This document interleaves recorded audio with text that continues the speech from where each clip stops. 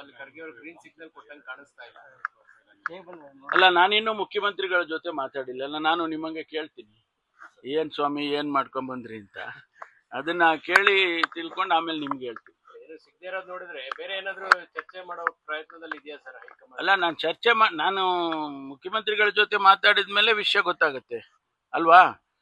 ಮಾತಾಡ್ದೇನೆ ಹೇಳ್ಬಿಟ್ರೆ ಸರಿ ಇರಲ್ಲ. ಅದಕ್ಕೆ ನಾನು ಮಾತಾಡ್ತೀನಿ. ಯಾರು? ಅಲ್ಲ, ಗೊತ್ತಿಲ್ಲ. ನಿಮ್ಗೆ ಹೇಳಿದ್ರ? ಅಲ್ಲಪ್ಪ, ನಮಗೇನು ಗೊತ್ತಿಲ್ಲ. ನಿಮ್ಗೇನಾರ ಎಕ್ಸ್ಟ್ರಾ ನ್ಯೂಸ್ ಸಿಕ್ಕಿದ್ರೆ ಹೇಳಿ. ನಮಗೆ ಗೊತ್ತಿರೋದು ಇಷ್ಟೇ. ಅವರು ಮೀಟ್ ಮಾಡಿದ್ದಾರೆ. ರಾಹುಲ್ ಗಾಂಧಿ ಅವ್ರನ್ನೂ ಭೇಟಿ ಮಾಡಿದ್ರು ಕಳೆದ ಸರಿ. ಈ ಬಾರಿ ಖರ್ಗೆ ಸಾಹೇಬ್ರನ್ನ ಭೇಟಿ ಮಾಡಿದ್ದಾರೆ. ಅವ್ರ ಇಬ್ಬರ ಮಧ್ಯೆ ಏನ್ ಚರ್ಚೆ ಆಗಿದೆ ಅದನ್ನ ತಿಳ್ಕೊಬೇಕಲ್ಲ. ಅದು ಪೂರ್ತಿನೂ ನಮ್ಗೇನು ಹೇಳಲ್ಲ ಅವರು ಅಲ್ವಾ.